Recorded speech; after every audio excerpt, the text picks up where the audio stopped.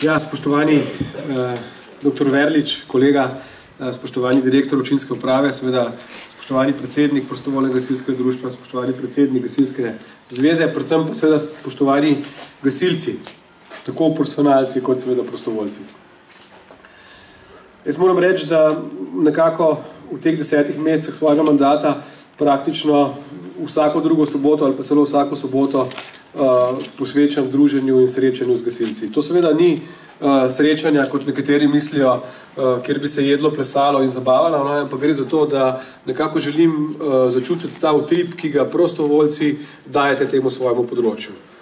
Moram reči, da večkrat poudaram in to resno mislim, da če imamo vojsko, ki je visoko strokovna, profesionalizirana, če imamo vojsko, ki enakovredno sodeluje v zavezništvu, ki je zagotovo tista sila, ki nikoli ne bo izdala naš narod, ki bo vedno na razpolago v primeru vojnega stanja, pa ste vi, gasilci, spoštovani, tisti, ki v miru predstavljate pravo in resnično moč v kakršnikoli naravni ali drugi nesreči.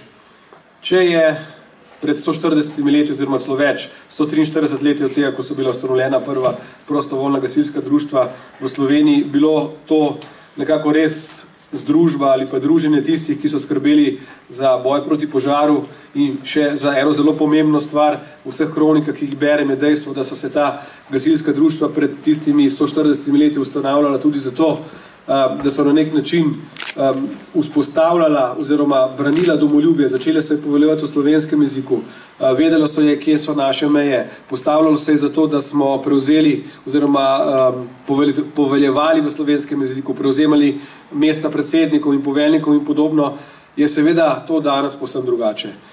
Gasilci niste več samo tisti, ki branite nas, državljane, pred požari. V statistiki, ki jih berem, je pravzaprav to, glede na vse varnostne ukrepe, ki jih izvajamo, pravzaprav čedalje manjši del. Ampak ste tisti, ki posredujete v prometnih nesrečah, ob izlivu nevarnih snovi, ob potresih, vaše aktivnosti ob poplavah, konec koncev tudi v Ljubljani pred 2 letoma so bile izjemne, tukaj je seveda potrebno pohvaliti poklicno ljubljansko brigado. Torej, to so tiste aktivnosti, ki so danes pravzaprav nenadomestljive. Pa ne samo to, kot vem v vseh društvih, tako kot je poveljnik že povedal, vzgajate mlade, sodelujete v kulturnih društvih, ste aktivisti na športnem področju in podobno. Torej, resnično je ena stvar, ki jo v našem obrambnem sistemu ni mogoče zamenjati. In to je prostovoljstvo. To je vaše prostovoljstvo, to so tiste tisoče in tisoče ur, ki jih naredite za ston, ki jih naredite za to, da se zavedate, da se je potrebno usposabljati, se zavedate, da je treba sočloveku pomagati, se zavedate, da pravzaprav na vas stoji varnost državljanov in vse to naredite samo zato, da kadar je potrebno, vam nekdo stisne roko in vam reče hvala. Torej, to je nekaj takega, kar se ne da nadomestiti in jaz verjamem, da bomo v naši družbi to gojili in vzgajali še naslednjih vsaj 100 let. Kot veste, je Ministrstvo za obrambo kot resorno področje pristojno za to, da tudi zagotavlja določena finančna sredstva. Tukaj je treba odkrito povedati, da brez sodelovanja oziroma brez pa ne pomoči, tukaj moram biti iskren, brez vodilne vloge županov ne bi šlo. In tukaj gre seveda zahvala tudi posebej vašemu županu, tako kot povsod po Sloveniji so župani tisti, ki zagotavljajo to, da se lahko razvijate, da se lahko opremljate, da se lahko usposabljate. Ministrstvo za obrambo je že v letošnjem letu, se pravi v zelo hudih finančnih težavah, pa vendarle smo letošnja sredstva za nadomestilo DDV-ja, torej razpis, ki ga imenujemo nadomestilo DDV-ja in pa sponzorstva društvom ob okroglih obletnicah praktično obdržalo na istem nivoju. Če je Slovenska vojska v letošnjem letu utrpela kar precejšnjo znižanje, sem se odločil, da tega gasilci ne smete čutiti in saj strani ministrstva tega niste čutili in obljubljam, da bomo tudi v letu 2013 in 2014 sredstva ohranili, kljub temu, da jih bomo nekaterim znižali, ampak za gasilce je pa treba, da se ta sredstva obdržijo in se tudi bodo.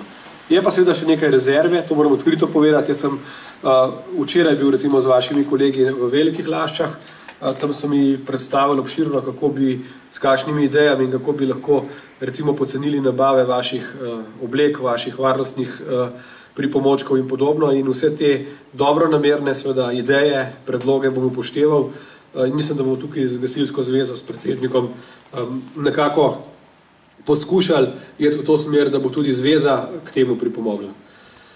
Na koncu, kaj ne rečem, na koncu naj seveda vam čestitam za današnjo vajo. Ta vaja se mi zdi izjemno pomembna prav zaradi tega, ker so tuneli tisto področje, s katerim se tudi sam strokovno v preteklih službah kar nekajkrat ali pa nekaj let ukvarjal. Moram reči, da so to eno od tistih nesreč, ki so nekako najtežje rešljiva oziroma so najbolj problematična, tudi ukolikor pride do kakšne velike havarije, zahteva tudi največ žrtev. Zato se mi zdi zelo izjemno pomembno, da ste to vajo opravili. Pomembno je, da ste sodelovali tako prostovoljci kot profesionalna, se pravi Gasilska brigada Ljubljana in pa seveda tudi ostali reševalci. Prav to medsebojna koordinacija, komunikacija in usposabljanje, kjer sodelujete vsi, se mi zdi tudi za samo nesrečo izjemno pomembna. In glede na to, kar sem videl, oprema je dobra.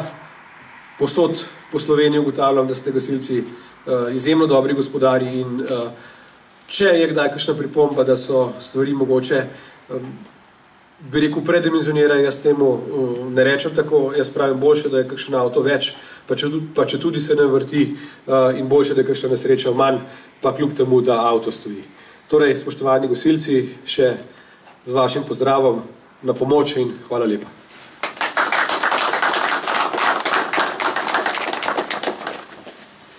Tako, hvala lepa cenjenemu gostu, ministru za obrambo Republike Slovenije Alešu Hojsu, za ta obisk danes v Šmarju Sapu in pa tukaj v osrednji enoti Grosuplje, kjer bomo nadaljevali to srečanje vsi skupaj v naših spodnjih garažah, kamor vsi lepo povabljeni.